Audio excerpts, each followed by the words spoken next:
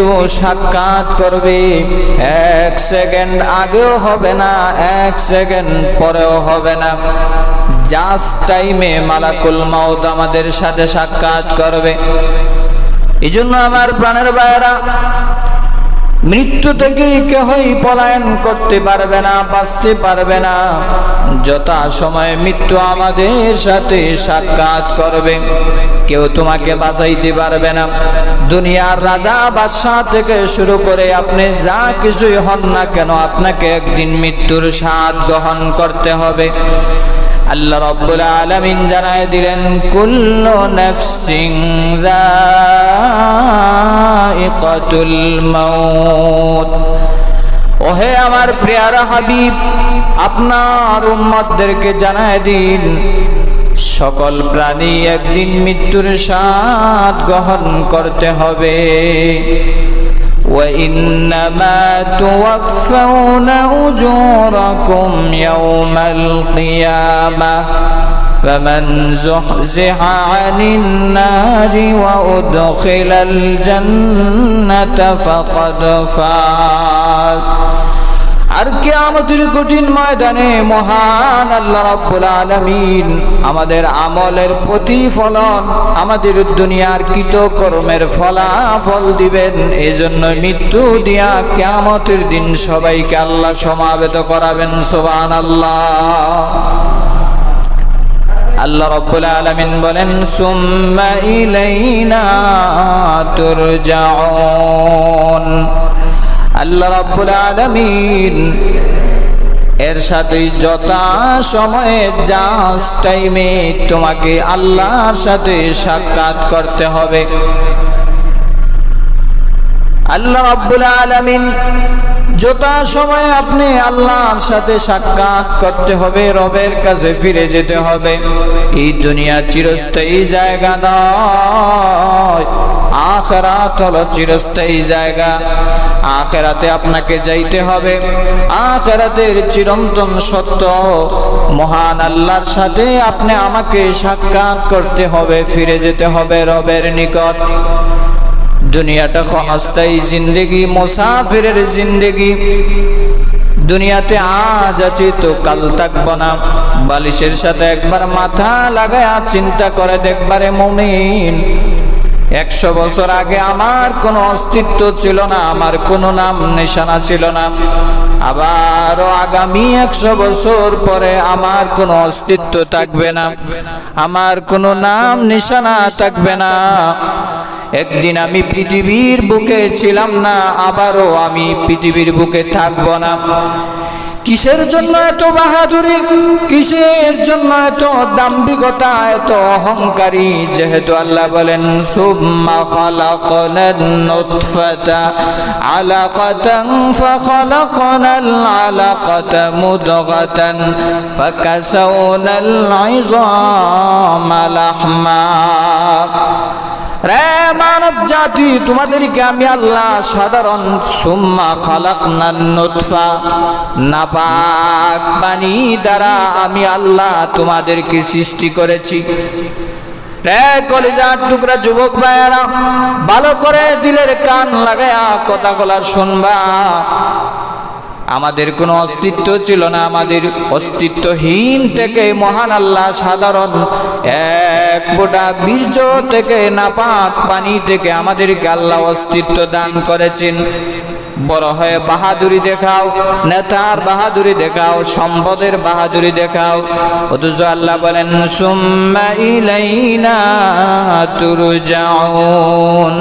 একদিন আমি রবের নিকট তোমাদেরকে ফিরে আসতে হবে। জুড়ে বলেন ঠিক না বেঠিক? চিরন্তন সত্য বিষয় হলো মৃত্যুবরণ করতে হবে। কিন্তু কলিজার টুকরা যুবক ভাইয়েরা, প্রাণের বাবাজিরা, মৃত্যুর প্রস্তুতি তো আমরা গ্রহণ করি না। আমাদের অবস্থা দেখলে মনে হয় পৃথিবীতে চিরস্থায়ী থাকার জন্য এসেছি। মৃত্যুবরণ যে একদিন করতে হবে, এটা আমাদের মনেই হয় না। অথচ যথা সময়ে 1 সেকেন্ড দেরিও করবে না, আগেও হবে না, পরেও হবে না। মৃত্যু থেকে তুমি পালায়া কোথাও যাইতে পারবা না। মৃত্যু তোমাকে যেখানেই থাকো না কেন, যে অবস্থাতেই থাকো না কেন, যত প্রাসাদের ভিতরেই থাকো না কেন, যত দুর্গের ভিতরেই থাকো না কেন, মালাকুল মাউত যথা সময়ে তোমার জান কবজ করবে। পয়গম্বর সুলাইমান আলাইহিস সালাতু ওয়াস সালামের একজন প্রধান, একজন মন্ত্রী ছিলেন, একজন উজির ছিলেন। উনি মৃত্যুকে খুব ভয় পাইতো, মৃত্যু থেকে পলায়ন করার জন্য খুব চেষ্টা করেছে, কিন্তু মৃত্যু থেকে বাঁচতে তো পারবে না। পয়গম্বর সুলাইমান আলাইহিস সালাতু ওয়াস সালামের সাথে বসে মজার গল্প চলতেছে, আলাপ আলোচনা করতেছে। ইন দা মিনটাইম মালাকুল মাউত পয়গম্বর সুলাইমানের দরবারে হাজির হয়েছেন মানুষের বেশ ধরে। আমার প্রাণেরা ভাইয়েরা, পয়গম্বর সুলাইমান আলাইহিস সালাতু ওয়াস সালাম মালাকুল মাউতের সাথে কথাবার্তা বলতেছেন। এমত অবস্থায় মালাকুল মাউত বারবার সুলাইমান আলাইহিস সালামের মন্ত্রীর দিকে তাকাচ্ছে আর চোখে চাকাইতেছে। অনেক মানুষে দেখবেন কথা কয় একজনের সাথে, কিন্তু চোখ এমন ভাবে বানায় রাখছে বুঝলে আরেকজনের দিকে তাকায়, আছে না নাই? পয়গম্বর সুলাইমান আলাইহিস সালাতু ওয়াস সালামের মন্ত্রী বারবার খেয়াল করে দেখে ওই যে মালাকুল মাউত মানুষের সুরতে এসেছে, উনি কেমন যেন পয়গম্বরের সাথে কথা বলে বারবার আর চোখে আমার দিকে তাকাচ্ছি। আর মালাকুল মাউত এক একবার দৃষ্টিপাত করতেছে। মন্ত্রী বলে আমার কলিজা সুদ্ধা যেন শুকায়া যাচ্ছে। তাহলে মালাকুল মাউত তো সাধারণ কথা না, কলিজা যেমন মনে হচ্ছে শুকায় যাচ্ছে। পয়গম্বর সুলাইমানকে ডাক দিয়া বলে মালাকুল মাউত চলে যাওয়ার পরে, ও পয়গম্বর সুলাইমান, আমার কেন জানি ভয় হচ্ছে। ওগো নবীজি, আমার মনে হয় সময় শেষ, আমার মনে হয় মৃত্যুর সময় গণিয়ে আসছি। আপনার পাশে যেই লোক এসেছে উনি কেমন জানি আমার দিকে তাকিয়েছে, মনে হয় মালাকুল মাউত হবে। এমনি পয়গম্বর সুলাইমানকে ডাক দিয়া বলে, ও আল্লাহর পয়গম্বর সুলাইমান, আমাকে অনেক দূরে হিন্দুস্তানের দূরবর্তী একটা জায়গায় রেখে আসেন, যেখানে আপনার মালাকুল মাউত যাইতে পারবে না। সুলাইমান আলাইহিস সালাম বাতাসের সাহায্যে, ভিন্ন রিওয়ায়াতে এসেছে জিনের সাহায্যে, ওই মন্ত্রীকে সেকেন্ডের ভিতরে দূরের হিন্দুস্তানের বিশাল গহীন জঙ্গলে ফালায় আসছে। কিন্তু ওনার সময় একদম গনায়া চলে আসছে। মালাকুল মাউত সুলাইমান আলাইহিস সালামের সাথে কথোপকথন করার পরে পরবর্তী শিডিউল ছিল মন্ত্রীর জান কবজ করা। চলে গেছে হিন্দুস্তানের ওই জায়গায় যেখানে যাওয়ার এত অল্প সময়ের ভিতরে সাধ্য নাই, কিন্তু সুলাইমান আলাইহিস সালাম তো জিনের মাধ্যমে, বাতাসের মাধ্যমে মন্ত্রীকে ওখানে পৌঁছায় দিছে। ওইখানে যাওয়ার পরে মালাকুল মাউত বলে, আপনার জান কবজ করার জন্য আমি মালাকুল মাউত এসেছি। এমনি ডাক দিয়া বলে, রে মালাকুল মাউত আজরাইল, আমি তো তোমার বয়ে সুদূর সুলাইমান পয়গম্বরের সিংহাসন ছেড়ে আমি দূরে অবস্থান করে আমি একবারে হিন্দুস্তানে চলে এসেছি। মালাকুল মাউত বলে, তোমার মৃত্যুর জায়গা কিন্তু সুলাইমানের কাছে ছিল না, তোমার মৃত্যুর জায়গা হিন্দুস্তানে। আর আল্লাহ আমাকে নির্ধারিত সময়, নির্ধারিত স্থান দিয়ে আল্লাহ আমাকে জানায় দিয়েছেন, এই জায়গায় এখনই তোমার মৃত্যুবরণ হবে। জুড়ে বলেন আল্লাহু আকবার। পয়গম্বর সুলাইমান আলাইহিস সালাতু ওয়াস সালামের সাথে কিছুক্ষণ পরে আবারও মালাকুল মাউত এসে হাজির হয়ে গেল। ডাক দিয়ে বলে, ও পয়গম্বর সুলাইমান। সুলাইমান আলাইহিস সালাতু ওয়াস সালাম বলেন, রে মালাকুল মাউত, তুমি বারবার কেন আমার মন্ত্রীর দিকে তাকাচ্ছ? তাকাইলে আর উনি ভয় পাইছে, ওনাকে আমি হিন্দুস্তানে নিয়ে রেখে এসেছি। এমনি আজরাইল আলাইহিস সালাতু ওয়াস সালাম বলে, ওনার জান কবজ করার জন্য আল্লাহ আমাকে পাঠাইছে, কিন্তু আমি চিন্তা করতেছিলাম উনি তো এখানে বসা, কিন্তু আল্লাহ তো আমাকে জানায় দিয়েছেন হিন্দুস্তানের ওই গহীন জঙ্গল থেকে তার জান কবজ করব। আমি বারবার চিন্তা করছিলাম যে এই অল্প সময়ের ভিতরে এই বান্দা ওই জায়গায় কিভাবে যাবে আর কিভাবে জান কবজ করব, এই জন্য বারবার তাকাচ্ছিলাম। পয়গম্বর সুলাইমান আলাইহিস সালাতু ওয়াস সালাম বলেন, এত দূরে যাওয়ার পরেও আপনার থাবা থেকে, আজরাইলের থাবা থেকে বাঁচতে পারে নাই। এই জন্য আমার প্রাণের ভাইয়েরা, মৃত্যু একদিন হবে, আর যথা সময়ে, যথা টাইমে, যথা স্থানে মৃত্যু হবে, এটা সুনিশ্চিত একটা বিষয়। আপনি পলায়া কোনোদিন মৃত্যু থেকে কোনোদিন পলায়ন করা সম্ভব হবে না। আল্লাহ রাব্বুল আলামিন মালাকুল মাউত আজরাইল আলাইহিস সালাতু ওয়াস সালামকে ডাক দিয়ে বলেন, রে আজরাইল, তুমি তো কোটি কোটি মানব জাতি, দানব জাতি, প্রাণী কুলের জান কবজ করে রে মালাকুল মাউত। তোমার কি কোনোদিন কোনো মানুষের জান কবজ করতে কোনো দয়া মায়া লাগছে নাকি? এমনি মালাকুল মাউত আজরাইল আলাইহিস সালাতু ওয়াস সালাম বলেন, ও পরওয়ারদিগার আলম, মহান আল্লাহ রাব্বুল আলামিন, আমার বিন্দু মাত্র পৃথিবীর কোনো মানুষের জান কবজ করতে আমার দরদ হয় না, মায়া হয় না, আমার অন্তরে বিন্দু মাত্র মায়া হয় না, কিন্তু দুইটা মানুষের জান কবজ করতে আমি আজরাইলের আফসোস হয়েছে। সুবহানাল্লাহ বলবেন না? আজরাইলে দুইজন মানুষের জান কবজ করতে গিয়া আঘাত লেগেছে, অন্তরে দরদ লেগেছে, মায়া লেগেছে, আফসোস লেগেছে। এমনি আল্লাহ রাব্বুল আলামিন বলেন, রে মালাকুল মাউত, ওই দুইজন মানুষ কারা যাদেরকে তুমি জান কবজ করতে তোমার মায়া হয়েছে, দরদ হয়েছে, আফসোস লেগেছে? এমনি মালাকুল মাউত ডাক দেয়া বলে, ও পরওয়ারদিগার আলম আল্লাহ, ওই যে সমুদ্রের উপরে ঢেউ ভাসতেছিল, নৌকার উপরে ঢেউয়ের তালে তালে নৌকা ছিন্ন বিচ্ছিন্ন হয়ে মানুষেরা ডুবে গেল, আর একজন গর্ভবতী প্রেগন্যান্সি অবস্থায় একজন মহিলা, যার মাত্র সবে মাত্র বাচ্চা প্রসব হবে, ওই মহিলাও ওই নৌকায়, ওই লঞ্চে, ওই স্টিমারে ছিল, সব ছিন্ন বিচ্ছিন্ন হয়ে গেল। একটা তক্তার উপরে ওই গর্ভবতী প্রেগন্যান্সি মহিলা একটা তক্তার উপরে বর দিয়া ঢেউয়ের উপর বাঁচতেছিল। ইন দা মিন টাইম আল্লাহ রাব্বুল আলামিন জানায় দিলেন, রে মালাকুল মাউত, ওই প্রেগন্যান্সি গর্ভবতী মহিলার এই মুহূর্তে তুমি জান কবজ করো। মাত্র বাচ্চা প্রসব হবে, আল্লাহর পক্ষ থেকে ঘোষণা এসেছে, সাথে সাথে তুমি জান কবজ করে ফেলো। এমনি মালাকুল মাউত ডাক দিয়া বলেন, হে পরওয়ারদিগার আলম আল্লাহ, আমার খুব মায়া হয়েছিল, আমার অন্তরে খুব আঘাত লেগেছে, আমার মনে ধারণা ছিল পানির উপর থেকে নদীর তীরে যদি মহিলাটা যাইতো, অথবা লোকালয়ে কোনো স্থানে যদি যাইতো, অথবা কোনো ঘরে যদি বসবাস করত, তারপরে বাচ্চার চেহারাটা একটা বার দেখার পরে যদি আপনি অর্ডার দিতেন নগো মাবুদ জান কবজ করার জন্য, তাহলে আমার ভালো লাগতো। কারণ প্রসব বেদনা এতই কষ্ট। রে কলিজার টুকরা যুবক ভাইরা, আমাকে আপনাকে গর্ভে ধারণ করেছি আমাদের মা, আর মা প্রসব বেদনার সময় কত কষ্ট পেয়েছে এটা একমাত্র মায়ের জাতিরাই বলতে পারবে। প্রসব বেদনা যখন শুরু হয়ে যায়, এত বেশি ব্যথা হয়, ডাক্তারেরা বলে এই ব্যথা যদি সাধারণ কোনো মানুষের হয় তাহলে বাঁচার কোনো আর সময় থাকে না। ডাক্তারেরা বলে তখন সময় মৃত্যুর সাথে তারা পাঞ্জা লড়ে। এই অবস্থায় এক একজন মা সন্তান প্রসব করে।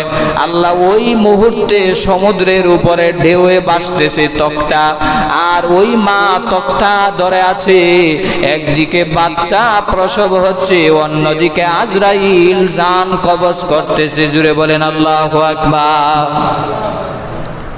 আল্লাহ রাব্বুল আলামিন বলেন, মালাকুল মাউত ডাক দিয়ে বলে, আল্লাহ আমার খুব মায়া হয়েছিল ওই মহিলাটার জন্য, আপনি যদি আরেকটু পরে অনুমতি দিতেন, কিন্তু আমার তো কোনো ক্ষমতা নাই, আপনি অর্ডার দিয়েছেন, আমিও হুকুম পালন করতে এক সেকেন্ডও বিলম্ব করতে পারি না। আল্লাহ রাব্বুল আলামিন বলেন, রে মালাকুল মাউত, একজনের কথা শুনলাম, তাহলে 2 নাম্বার ব্যক্তি কি? যার জান কবজ করতে তুমি মালাকুল মাউতেরও কষ্ট লেগেছে, আঘাত লেগেছে, আফসোস লেগেছে। এমনি আজরাইল আলাইহিস সালাতু ওয়াস সালাম বলেন, ওই যে সাদ্দাত যে আপনার সাথে পাল্টা পাল্টি করে জান্নাত বানাইছে অনেক বছর ধরে, ডাক দেয়া বলে, লূত আলাইহিস সালাম, আমি আপনার আল্লাহর জান্নাতে যাওয়ার কোনো দরকার নাই। আমি সাদ্দাতকে মহান আল্লাহ এত বিশাল সম্পদের মালিক বানাইছে, এত রাজ ক্ষমতা আল্লাহ আমাকে দিয়েছে, আমি নিজেই তোমার আল্লাহর মতো জান্নাত বানাইব। নাউজুবিল্লাহ। সাদ্দাত নিজে জান্নাত বানাইছে, যদিও এটাকে জান্নাত বলা যায় না। সে বিশাল অট্টালিকা, সুন্দর বালাখানা বানাইছে, যার ভিতরে সব কিছুই ছিল। বাগান ছিল, ফল ফ্রুট ছিল, ফুলের বাগান, ফলের বাগান। এরপরে বিভিন্ন দেশ থেকে সুন্দরী নারীদেরকে নিয়ে ওই জায়গায় হুরপুরি হিসাবে রাখছে।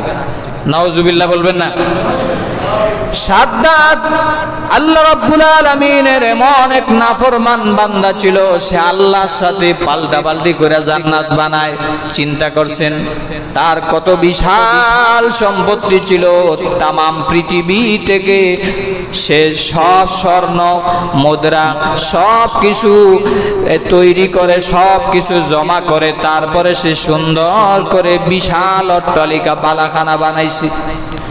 মালাকুল মাউত ডাক দিয়ে বলে, ও পরওয়ারদিগারে আলম, যেই দিন সাদ্দাত জান্নাতে প্রবেশ করবে, প্রহরীরা দাঁড়িয়ে আছে লাইন ধরে, প্রায় 16 থেকে কয়েক বছর এই ঘর নির্মাণ করতে কয়েকশ বছর লেগে গিয়েছে। কেউ কেউ বলেছেন 16 বছর, কেউ বলেছেন 100 বছরের চাইতে আরো বেশি লেগেছে বিশাল বালাখানা তৈরি করতে। কিন্তু যেই দিন সাদ্দাতের জান্নাতে যেই দিন প্রবেশ করবে, প্রহরীরা দাঁড়িয়ে আছে সেলুট দেওয়ার জন্য, ঘোড়ার উপর সওয়ার হয়ে সাদ্দাত বাদশা আসতেছে।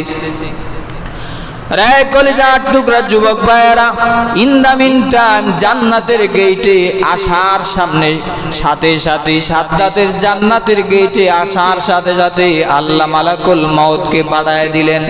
মালাকুল মাউত সাধারণ একজন ফকিরের বেশে এসে সাদ্দাতকে ডাক দিয়া বলে, অ্যাটেনশন, পা একটা ঘোড়া থেকে নামাইছো আর একটা ঘোড়ার উপর আছে, এই অবস্থায় অ্যাটেনশন, যে অবস্থায় আছো এই অবস্থায় থাকো। এমনি সাদ্দাতের বাহিনীরা বলে, কে আপনি? আরে ফকির মিসকিন রে, এখন টাকা দেওয়ার টাইম নাই। আবার রাজা যখন জান্নাত দিকে বাইর হবে তখন আপনি সিরিয়ালে দাঁড়াবেন। নাউজুবিল্লাহ কইবেন না? এমনি কানে কানে মালাকুল মাউত গিয়া বলে, আমি কোনো ফকির মিসকিন না, আমি হলাম মালাকুল মাউত আজরাইল। বলার সাথে সাথে সাদ্দাতের কসম গোলা খারায় গেছে, হ্যাঁ তুই তো সাধারণ কোনো লোক না। এমনি ডাক দিয়া বলে, রে মালাকুল মাউত, আমি বহু কষ্ট করে লূত আলাইহিস সালামের সাথে পাল্লা দিয়া, লূত নবীর আল্লাহর সাথে পাল্লা দিয়া আমি জান্নাত বালাখানা বানাইছি। আমাকে কয়েকটা মিনিট সময় দাও, আমি যেন আমার তৈরি জান্নাতটা একবার ঘুইরা যেন দেখতে পারি। এমনি মালাকুল মাউত ডাক দিয়া বলে, অ্যাটেনশন, যে অবস্থায় আছো ওই অবস্থায় থাকবা, আর এক পা নড়াচড়া করার মতো কোনো অধিকার, কোনো হুকুম আল্লাহর পক্ষ নাই। জাস্ট টাইমেই সাদ্দাতের জান আল্লাহ কবজ করাইছে। জোরে বলেন না আল্লাহু আকবার। এমনি মালাকুল মাউত ডাক দিয়া বলে, ও পরওয়ারদিগারে আলম, আমার বড় মায়া হয়েছিল, আমার বড় দরদ হয়েছিল। ও আল্লাহ, এত কষ্ট করে সে বালাখানা অট্টালিকা বানাইছি, একটা বার শুধু দেখতে আসতে পারতো, তারপরে আপনি জান কবজ করার অনুমতি দিতে পারতেন। কিন্তু আমি তো, আমার হাতে তো সময় নাই, আপনি হুকুম দিয়েছেন, আমি হুকুম পালন করেছি। এমনি মালাকুল মাউতের প্রশ্নের জবাবে মহান আল্লাহ রাব্বুল আলামিন বলেন, রে মালাকুল মাউত, তুমি কি সাদ্দাত কি চিনো নাকি? ওই যে সমুদ্রের ঢেউয়ের তালে ভাসতেছিল মহিলা, ওই মহিলার বাচ্চা যখন প্রসব হয় সেই বাচ্চাই ছিল এই সাদ্দাত।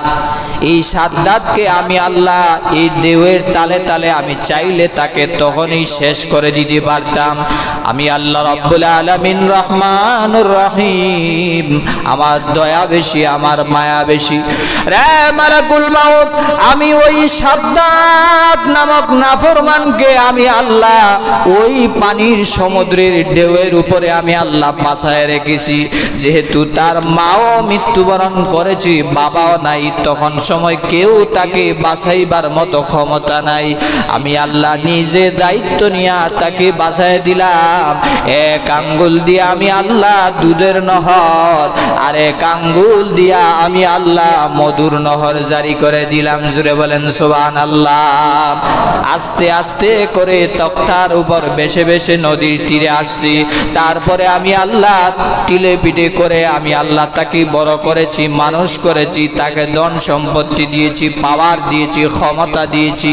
সে এক সময় বাদশাহ হয়েছে, আমি আল্লাহকে ভুলে গিয়েছি। এই নাফরমান সাদ্দাত আমি আল্লাহকে ভুলে গিয়া সে নিজে জান্নাত বানাইছি। আমি আল্লাহ রাব্বুল আলামিন এটা সহ্য করব না।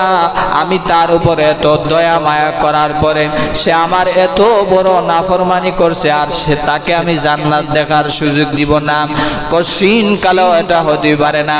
জান্নাত দেখার আগে আগেই মালাকুল মাউত তার জান কবজ করেছে। আল্লাহু আকবার। আজরাইল আলাইহিস সালাতু ওয়াস সালাম এই দুইটা মানুষের জান কবজ করতে একটু আফসোস হয়েছে অন্তরে।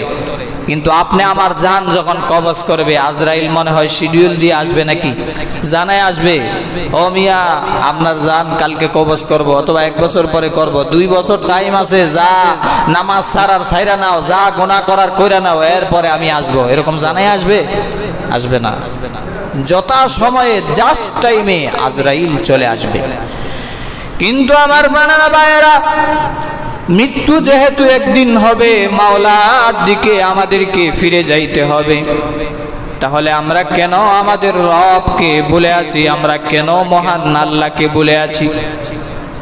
যদি নামাজের কথা বলা হয়, আজান যখন হয়ে যায় আমরা মসজিদে আসতে চাই না, নামাজে আসতে চাই না, মনে হয় আমাদের মৃত্যুই হবে না, আমরাই মনে হয় দুনিয়াতে ক্ষমতা কাটাইবার জন্য এসেছি। নামাজের জন্য ডাকা হলে অন্যদিকে চলে যায়, আজান হয় একদিকে, ঘুমায় আর একদিকে। আসে না নাই? আরো জোরে বলেন, আসে না নাই? আজকে জুমার দিনে মানুষের মুসল্লির সংখ্যা কম না বেশি? আরো জোরে বলেন, কম না বেশি? কিন্তু ফজরের টাইমে মাত্র 2-3 জন। তাহলে আপনি আল্লাহর গোলামি করলেন না শয়তানের গোলামি করতেছেন? ডাক দিয়া এখন বলবেন, হুজুর শয়তানের গোলামি আমি কিভাবে করলাম? 5 বেলা আপনাকে আল্লাহ রাব্বুল আলামিন মুয়াজ্জিনের আজানের মাধ্যমে আল্লাহ ডাকতেছি 5 বেলা, আল্লাহু আকবার, আল্লাহু আকবার। আল্লাহ সব চাইতে বড়, আল্লাহ সব চাইতে বড়। কিন্তু আপনি আপনার ঘুমকে বড় বানায় আপনি ঘুমায় গেলেন, আপনার কাজকে আপনি বড় বানায় কাজের ভিতরে ব্যস্ত রয়ে গেলেন। তাহলে আপনি আল্লাহর গোলামি না করে তো শয়তানের গোলামি করতেছেন। জুড়ে বলেন ঠিক না বেঠিক? জুমার দিনে আসে অনেক মুসল্লি, কিন্তু অন্যান্য 5 ওয়াক্ত নামাজে পাওয়া যায় না। জুমার দিনে আসতেই হবে। জুমার দিনও দামি দিন, অন্য দিনও ফরজ নামাজ পড়তেই হবে। জুমার নামাজ যেরকম ফরজ, অন্য নামাজও ফরজ, এটাও পড়তে হবে। জুমার নামাজের প্রতি আমাদের যেরকম টান, এরকম প্রত্যেকটা 5 ওয়াক্ত নামাজের প্রতি আমাদের টান হওয়ার দরকার। জুড়ে বলেন ঠিক না বেঠিক? জুমার দিনে দেখা যায় বেলা 2টা বাজে, চাচা মিয়া পাঞ্জাবি একটা শেষরাইতে লঙ্গি একটা শেষরাইতে আসতেছে। ঠিক না বেঠিক? জায়গা পায় আর না পায় জুতার উপর আল্লাহু আকবার। আছে না নাই? ওযু আছে আর না আছে কোনো খবরই নেই। ইমাম সাহেব রুকুতে চলে যাচ্ছে, এজন্য তাড়াহুড়া করে টুপি একটা উত্তর দিকে দিয়ে দিছে, পাঞ্জাবি মনে হয় 1 মাসের ভিতরে দয় না, দুর্গন্ধে ভরা। তারপরে আল্লাহু আকবার, এরপরে আর পুরা সপ্তাহের ভিতরে ওনাকে নামাজে পাওয়া যায় না। আছে না নাই? তাহলে আপনি চিন্তা করে দেখেন, আপনি আল্লাহর গোলামি করতেছেন না শয়তানের গোলামি করতেছেন? শয়তান বলতেছে নামাজে যাওয়ার দরকার নাই, নামাজ বহুত পড়ছো, বহুত কামাই করছো, আর নামাজে যাওয়ার দরকার নাই, আমার সাথে তখন আমি যা বলবো সেটাই শোনো। নাউজুবিল্লাহ বলবেন না? চিন্তা করে দেখেন, মাত্র একটা সেজদা অমান্য করার কারণে চিরঞ্জীব চিরস্থায়ী শয়তান মারদুদ হয়ে গেছে। একটা সেজদা অমান্য করার কারণে, তাও কি আল্লাহকে সেজদা দেওয়ার কথা নয়, আদম আলাইহিস সালামকে সম্মানের জন্য সেজদা দিবে। একটা সেজদা অমান্য করার কারণে কিয়ামত পর্যন্ত শয়তান মারদুদ হয়ে গেছে, অভিশপ্ত হয়ে গেছে। আর আপনি আর আমি একটা নয়, প্রতিদিন 17টা ফরজ আমরা সীমালঙ্ঘন করতেছি, ছেড়ে দিচ্ছি, তাহলে শয়তানের চাইতেও আমরা বেশি নিকৃষ্ট হয়ে যাচ্ছি। জুড়ে বলেন ঠিক না বেঠিক? কুকুর পর্যন্ত বেনামাজিদেরকে দেখলে বদদুয়া দেয় যে আল্লাহ আমি বেনামাজিদের মুখ চেহারা দেখতে চাই না, কোন সময় জানি আল্লাহর গজব নাজিল হয়। এই জন্য আমার কলিজার টুকরা যুবক ভাইয়েরা, কিয়ামতের কঠিন ময়দানে যারা নামাজ ছেড়ে দিবে তারা সব চাইতে বেশি লাঞ্ছিত অপদস্থ হবে। আল্লাহ বলেন ইয়াউমা ইউকশাফু আন সাকিন ওয়া ইউদআউনা ইলা সুজুদি ওয়াল ফালা ইস্তাতিউন। কিয়ামতের কঠিন ময়দানে বেনামাজিদেরকে, বেসেজদাওয়ালাদেরকে বলা হবে রুকু করার জন্য, সেজদা করার জন্য, কিন্তু তারা তো দুনিয়াতে রুকু সেজদা করে নাই। কিয়ামতের দিন তাদের কোমর বাঁকা হবে না, তারা রুকুতে যাইতে পারবে না, সেজদায় যাইতে পারবে না, এমনি সোজা হয়ে থাকবে শরীর। কারণ দুনিয়াতে থাকতে একদিনও কোমর তেরা করে নাই, আল্লাহর কুদরতি পায়ে সিলিন্ডার করে নাই, টাকা ছিল, বাহাদুরি ছিল, অট্টালিকা ছিল, বিশাল প্রভাব প্রতিপত্তি ছিল, সিংহাসনে বসলে, চেয়ারে বসলে মনে হয় তামাম দেশটা আমারই, এরকম ক্ষমতাধর লোক আছে না নাই? অভাব নাই। চেয়ারে বসলেই মনে হয় যেন আমারই সব কিছু, ধন সম্পত্তি, জনগণের মাল, দেশের সম্পদ সব একদম নিজের মনে করে। আর মৃত্যুর আগে মানুষের পাকা জগায়, যেরকম উই পোকার মৃত্যুর আগে পাকা গজায়, এরকম মৃত্যুর আগে মানুষ বেশি বেপরায়ণ হয়ে যায়, বেপরোয়া হয়ে যায়। দেখবেন যার মৃত্যু একদম গনিয়ে আসছে, সে বেশি বেশি কথা বলবে, তার বাহাদুরিতে থাকবে বেশি, মানুষের উপর অন্যায় করবে, জুলুম করবে, অত্যাচার করবে। আর যদি চেয়ারে বসা থাকে অথবা নেতৃত্বের স্থানে থাকে, তাহলে তো বলবে এই তোরে ব্ল্যাক লিস্টে ফালাইছি, বেনসন সিগারেট খাবে, পায়ের উপর পা উড়াইয়া বসবে, আর বলবে শেষ, তোরে খাইছি তো খাইছি। এইভাবে মার্ডার করবে, অত্যাচার করবে, জুলুম করবে। সে যে মৃত্যুর দিকে আগাচ্ছে তার কোনো খবরই থাকবে না। ওই পোকা মৃত্যুর আগে দেখবেন পাকা গজায়, বাইরা বাড়ি করে বেশি, ঘরের বাহিরে। ঠিক তেমনি কিছু মানুষও আছে জুলুম, অত্যাচার, অন্যায়, অবিচার পরিবারের মানুষের উপরে মৃত্যুর আগে করে কি করে না? এই জন্য আমার বানানো ভাইয়েরা, মানুষের মৃত্যুর প্রায় 40 দিন আগেই মালাকুল মাউত এসে জানায় দেয়। মালাকুল মাউত এসে 40 দিন আগেই জানায় দিবি যে তোমার সময় শেষ হয়ে গেছে, আর মাত্র 40 দিন সময় আছে। আকাশেও ঘোষণা হয়ে যায়, আর এই বান্দা দুনিয়াতে থাকতে পারবে না, আর মাত্র 40 দিন বাকি আছে। আকাশের সমস্ত ফেরেশতাদের ভিতরে তাদের ঘোষণা হয়ে যায়, আবে হায়াতের পাতাটাও ঝরে যায়। 40 দিন আগেই মানুষ যখন মৃত্যুবরণ করবে, এর আগেই আজরাইল এসে কানে কানে বলে যায় তোমার আর মাত্র 40 দিন বাকি, আর মাত্র 30 দিন বাকি, আর মাত্র 20 দিন বাকি।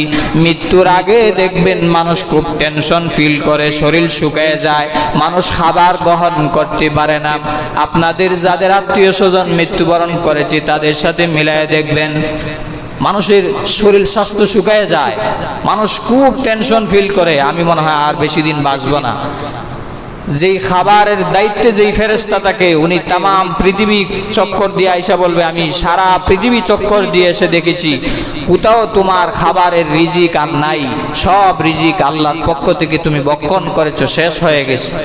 পানির ফেরেশতা এসে বলবে আর পানি গ্রহণ করতে পারবে না, খাবারের ফেরেশতা এসে বলে আর খাবার গ্রহণ করতে পারবে না, তোমার সময় শেষ হয়ে গেছে।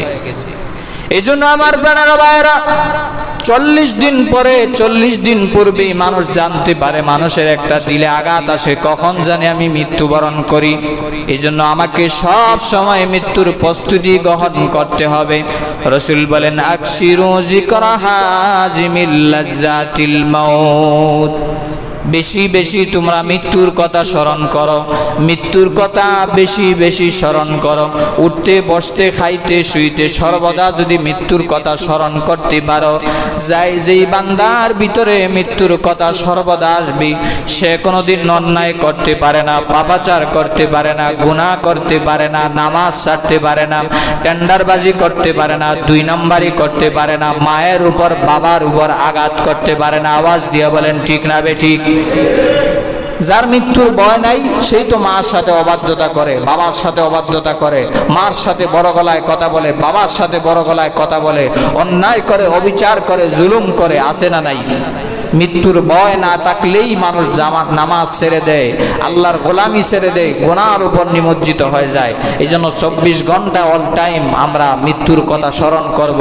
যারা মৃত্যুর কথা স্মরণ করবে তাদের আল্লাহর কথা স্মরণ হবে, তারা নামাজ ছাড়বে না, নামাজে আসবে, 5 ওয়াক্ত নামাজে আসবে, কবরের চিন্তা থাকবে।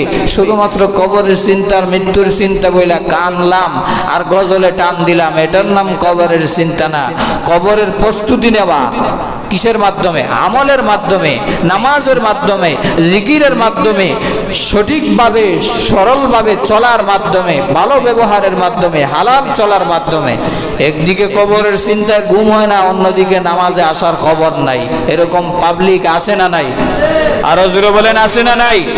তাহলে এগুলা বুঝতে হবে, এগুলা কবরের চিন্তা না, এগুলা বাউটাবাজি, টাউটারি আর বাটপারি ছাড়া আর কিছুই হইতে পারে না। ঠিক না বেঠিক?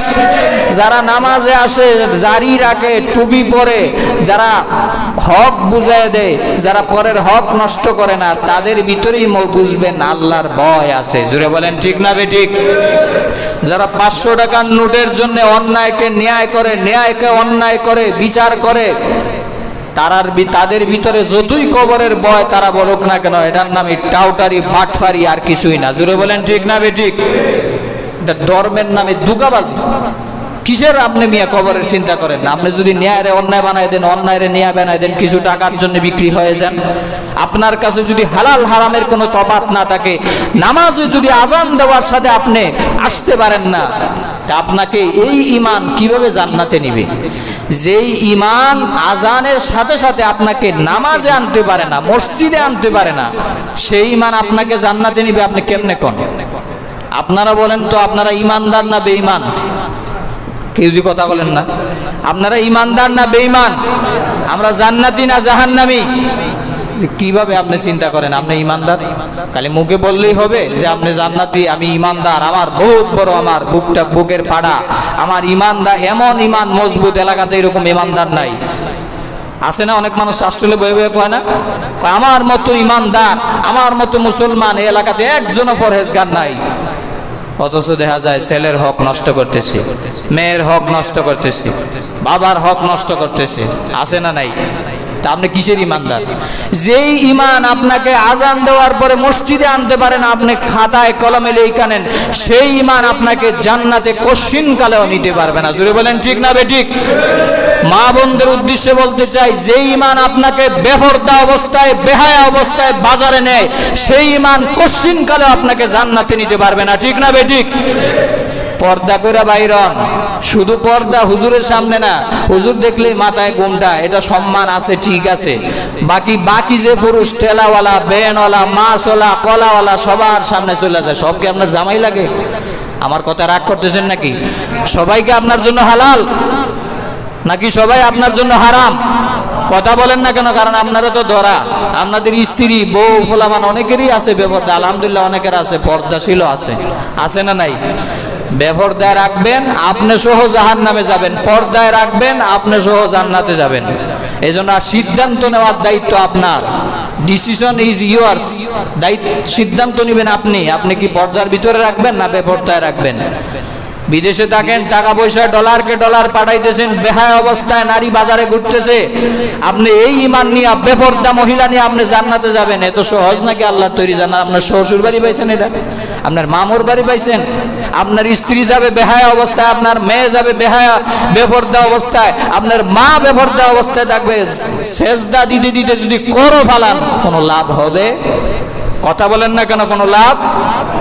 এজন্য সিদ্ধান্ত আপনার। নিজে ঘুমাইতে হয় জামাই, কয় তুমি একটু বাজার করে নিয়ে আসো, বড় বড় মাছটি আনবা, এই যে টাকা দিয়ে দিলাম আমার পকেট থেকে বাইর করে লয়ে যাও। এরকম জামাই আছে না নাই? আপনি জামাই না তো, আপনি কাপুরুষ, ঠিক না বেঠিক? বাজারে যাওয়ার দায়িত্ব হলো আপনার। আপনার স্ত্রীকে কেন পাঠাবেন? একান্ত লোক না থাকলে তখন পর্দা সহকারে আপনি পাঠাবেন, তাও জাস্ট টাইম, শুধুমাত্র দরকার সারার জন্য। এই জন্য আমার কথা কেউ রাগ করবেন না, আমি বাস্তব কথাগুলো বলতেছি। ভালো হওয়ার জন্য, সমাজকে ভালো উপহার যদি দিতে চান, সন্তান যদি ভালো বানাইতে চান, মাল পেট্টুরি ভালো হওয়া লাগবে। জোরে বলেন ঠিক না বেঠিক? গাছ ভালো তো ফল ভালো, ফির ভালো তো মুরিদ ভালো, শিক্ষক ভালো তো ছাত্র ভালো।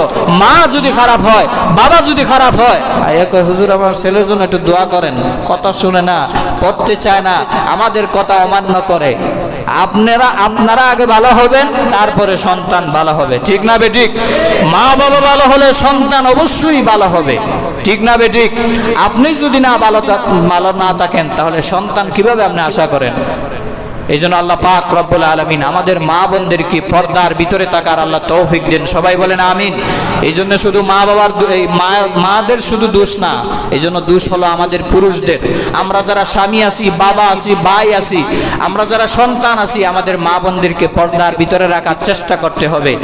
আর যদি চেষ্টা করি, তাহলে আমাদের সমাজ ভালো হবে। আল্লাহ আমাদেরকে তৌফিক দান করুন, সবাই বলি আমিন।